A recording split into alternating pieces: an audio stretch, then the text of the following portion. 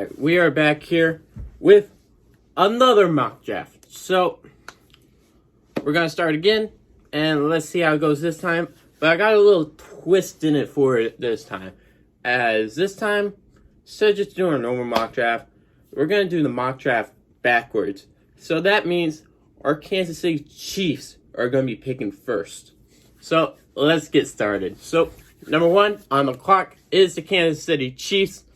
As you know, they kind of already have a quarterback in Patrick Mahomes, easily the best quarterback in the NFL right now. So, we'll go with the best player in the draft in most people's eyes, in Chase Young. Now at number two, we have the San Francisco 49ers. They need some cornerback help, so I think a good player here would be Jeffrey Okudah, he'll just lock down the other side, and 49ers are set for life there. At number three, we have the Green Bay Packers. And they are losing Brian Bulaga in free agency. So I decided to go with the best tackle in the draft.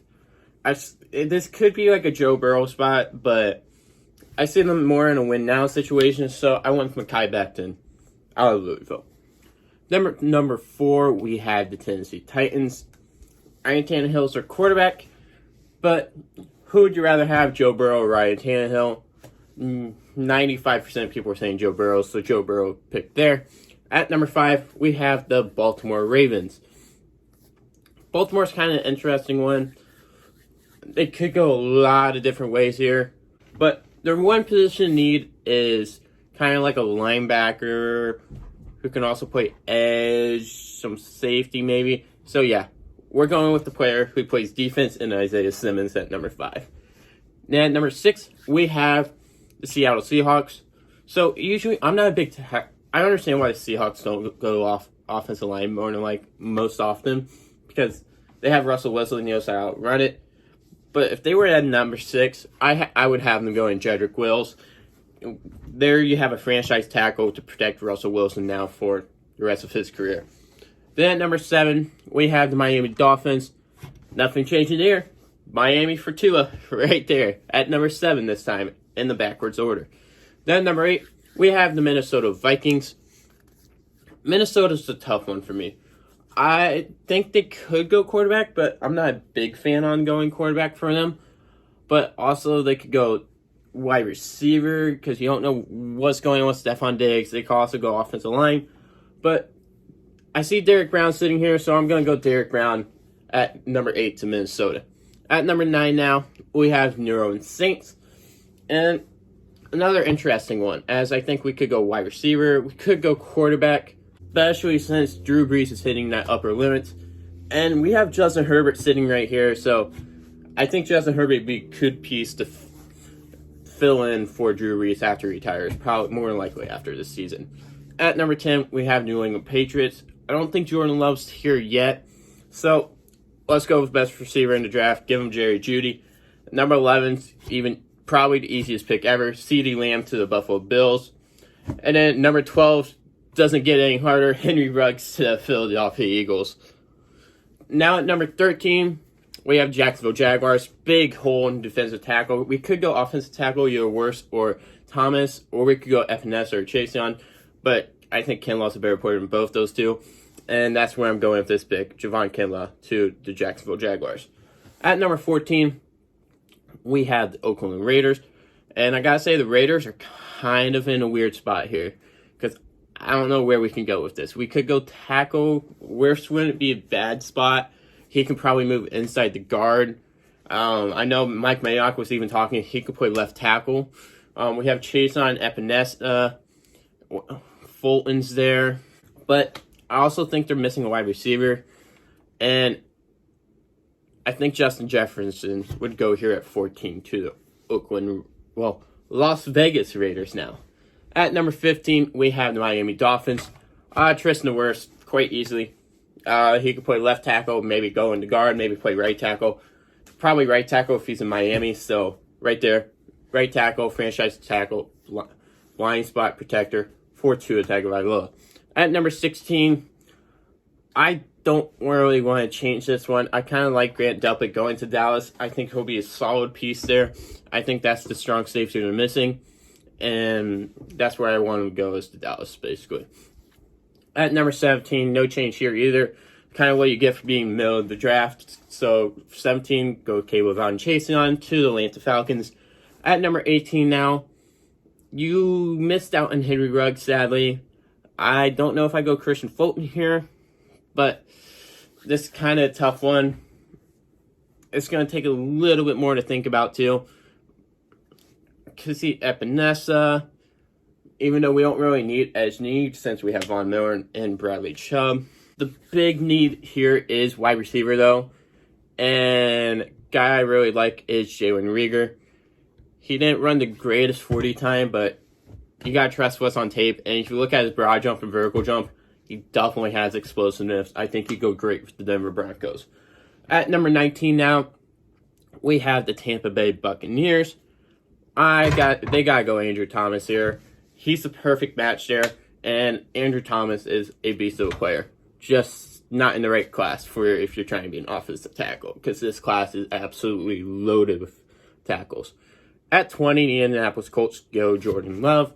Don't think that's much of a hard decision. It's good range for Jordan Love there, especially when the draft order got flipped on you. Now at 21, we have the Oakland Raiders once again. And they're kind of in this spot in the normal draft order anyways. But here we go linebacker Patrick Queen to the Oakland Raiders. At 22, we have the New York Jets. They missed out on the tackle. Could go Josh Jones maybe, but I don't think that's a solid situation. But we still have AJ Epinesa here, which I think that would be a good replacement there. They need some edge help. Epinesa pick at 22. At 23, Browns still need offensive line. There's no secret to it. Josh Jones there at 23. At 24 now, we have the Jacksonville Jaguars once again. And we still have Christian Fulton on the board, so I think Christian Fulton will go here at 24. At 25, we have the Arizona Cardinals. I don't like any of the receivers here. Maybe Laviska Shenault, but I don't think that's a great piece, especially with the depth we have in this wide receiver class. We could go quarterback. CJ Henderson's not a bad option. Near is Jeff Gladney. But I kind of want to help out this offensive line. So let's bring in Lloyd Cushenberry. Get him in there. Give him help. He should be the starting center for Arizona Cardinals with Kyler Murray under him for the next 15-ish years or whatever. At number 26 now, we have the Carolina Panthers. More than likely not bringing back James Bradbury. So probably need to go corner with this. And I got to say, got to go with CJ Henderson here at number 26. At number 27 now, we have the LA Chargers. This is a tough spot for them, especially since they don't have a quarterback now. Because usually it would be Justin Herbert. But we can go Jacob Eason here at 27 to the LA Chargers. I think he'd be good as a backup. You can bring in Teddy Bridgewater out of free agency, more than likely is what's going to happen there. So if you get Jacob Eason, probably needs a year or two to develop still.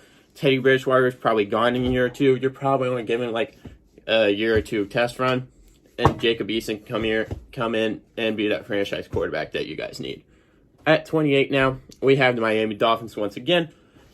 And I have him going Xavier McKinney out of Alabama. I think that's a great pick, and I think he'd do very well. And as I said in my previous video, he's basically Minkah Fitzpatrick 2.0. Number 29 now, we have the New York Giants. This is going to be a tough one because there's like no offensive lineman left unless you go Lucas Niang, but I don't think he should be picked in the first round. But you know how Gettleman likes his players. They like them big. And I think Dave Gettleman would like Yetur Gross-Matos out of Penn State here at 29. At number 30 now, we have the Detroit Lions. And Detroit's kind of in a tough spot because they kind of need a little bit of everything. And cornerback, edge, could use basically everything. But right now, we're going to go cornerback. And I'll go with Jeff Gladney out of TCU. At 31 now, we have the Washington Redskins. It's just a dumpster fire of a franchise at this point.